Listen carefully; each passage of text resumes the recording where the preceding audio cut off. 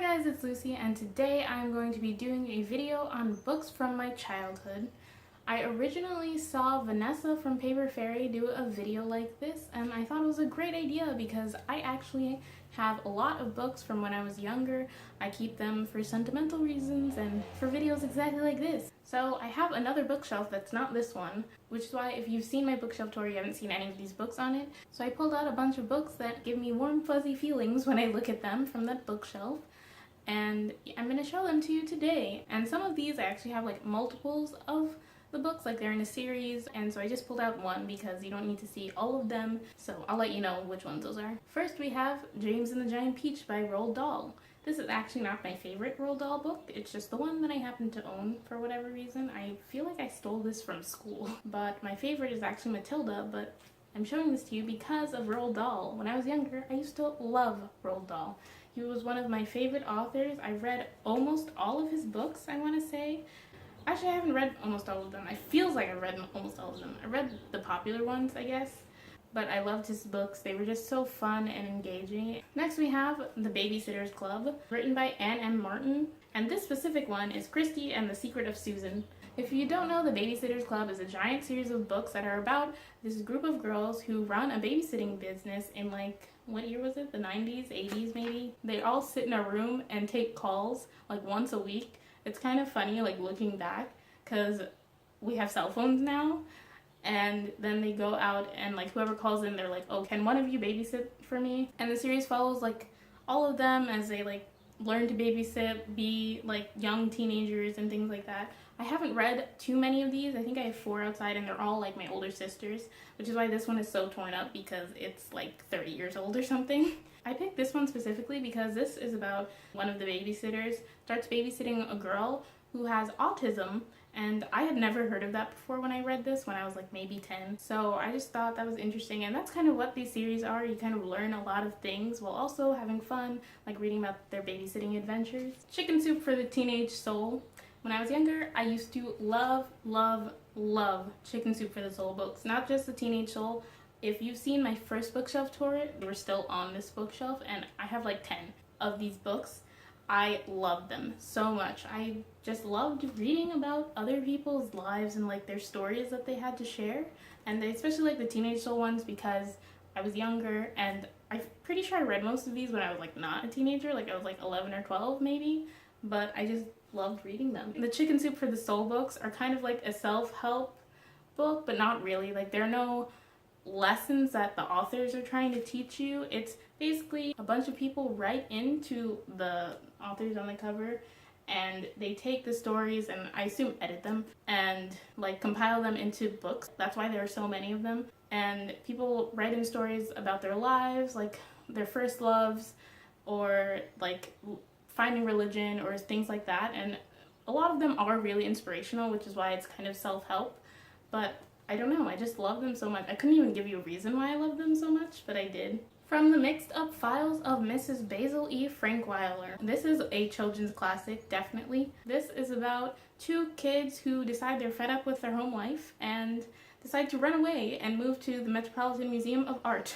Yeah, they run away to live in a museum. There's also like a huge mystery going on as well with the museum, and they get caught up in this as well, and it's just so much fun. I wanted to run away and move to the Metropolitan Museum of Art too. The whole idea of this book is so fun, and I think there are 2 reasons that I love it. One, that it's just such a good and fun book, and 2, when I was younger, I was like 9 or 10, I went to Haiti for 6 weeks with my dad, and for some reason I only brought 4 books, and the cable situation there is not that great, so the only entertainment I had was 2 CDs and the 4 books that I brought. So I read this so many times. Like I couldn't even tell you. I must have read it at least 10 times. Like I just kept reading it and reading it. So like for a while I'm pretty sure I had it memorized. I just have such good memories of reading this. A pattern you'll notice is that all my books are falling apart from when I was younger. This is the girl's book on how to be the best at everything. When I was younger, I used to love girl things. That's like a weird thing to say, but I love like these how-to guides, like girly things, gender roles, which are probably bad now that I think about it. This kind of goes along with The Daring Book for Girls by Miriam Peskowitz. They have like the same aesthetic, and they're not the same publisher, but the ideas behind them are kind of the same.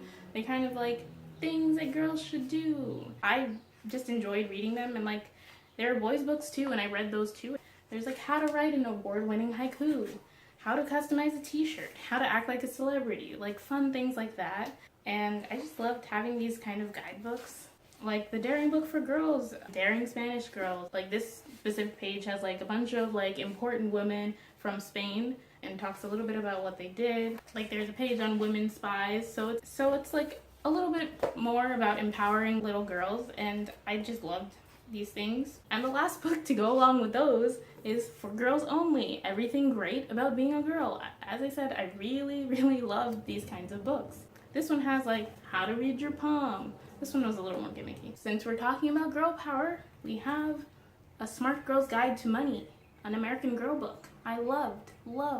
As I said, I loved guidebooks. I loved guidebooks specifically about girls. American Girl really fed into this. I have like 4 of these. There's like one on babysitting, even though I was never a babysitter. I have one about how to make a club. I never had a club. I also wrote all over these books.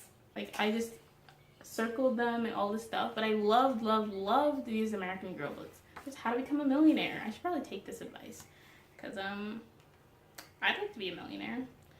And it's just like information about like things you might need to know in the future. Like when I was reading this, obviously I wasn't getting a credit card because I was like 11, but this is stuff that I learned and like it was good for me to know. And I just loved having all of these, and I love the American Girl store, so I would like go every year and like get one of these. Judy Moody Saves the World. I have almost all of the Judy Moody books that were like being published, I think. I don't know why I like these that much. I didn't like Judy that much. I thought she was kind of weird, but I just really enjoyed reading about her. This is one that you will probably not recognize. This is Pish Posh by Ellen Potter.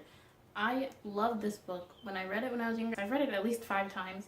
This is about a girl whose family is like super rich and they own this restaurant, and she kind of thinks she's better than everybody, and then she kind of gets involved in some mystery involving some man who would sit at their restaurant and eat, and then he disappears one day. She gets involved in some other things, and like it's a mystery, also like kind of a heist a little bit. It's like super fun. Drama Queen by Lara Bergen, a candy apple book.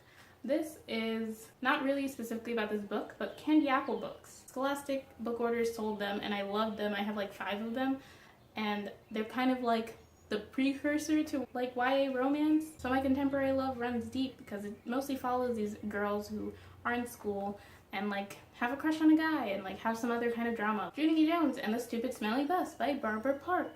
I love these books. I probably read them in like 1st grade, and I love them all. I read so many of them, as I'm sure a lot of people do. These are definitely like a children's classic now. They just follow this girl, Judy Jones, who is in kindergarten and just about her life. So, last but not least, we're going to talk about the mystery phase I had when I was younger. I loved mystery books when I was younger, and I just liked that aspect of books for some reason. I hardly ever read mystery now, and I kind of am sad about that. I feel like I should pick up more. When I was younger, I read so many. First, let's talk about Nancy Drew, Girl Detective. So these aren't the original books you think of when you think of Nancy Drew. I had not realized. These came out much later, and I love these. These are kind of a more modern day take on Nancy Drew. It's kind of the same story, and it's just like this takes place in 2005 instead of like whenever the original ones take place, like the 60s maybe, 70s, I don't know. But yeah, and I love these. I read almost all of them. We also have Mary-Kate and Ashley Mysteries. This is specifically the case of the Icy Igloo Inn, and we just follow Mary-Kate and Ashley as they go on various adventures and end up having to solve a bunch of mysteries. They're so much fun for me to read, and I just always had such a good time reading them. I wasn't like a huge Mary-Kate and Ashley fan, but I loved their books. And lastly, let's talk about Encyclopedia Brown. Encyclopedia Brown mysteries are a little different from the other mystery books I was talking about in that each mystery is like a chapter, and then you have to try and solve it, and then there's like an answer in the back of the book, which I loved. I loved trying to figure out the answers, and it was just such a fun time. And I also read like a lot of Encyclopedia Brown books. I have like 3 of them, and these are the originals. They didn't do a remake of them. This is just like an updated cover. Those aren't all the mystery books I read when I was younger. I actually have a bunch outside. Like, I have Cam Jansen and stuff, but they weren't as important to me. But I read a lot of mystery when I was younger, which makes me sad that I don't read any now. Those are all the books that I'm going to talk about that are from my childhood. This was a nice trip down memory lane. Thank you so much for watching. If you like this video, please be sure to give it a thumbs up. If you have any opinions about any of the books that I mentioned in this video, please be sure to leave a comment down below, and also tell me what your favorite book is from your childhood. And if you haven't already, please be sure to subscribe to my channel because I make more videos where I talk about books. Again, thank you so much for watching. I'll see you in my next video. Bye!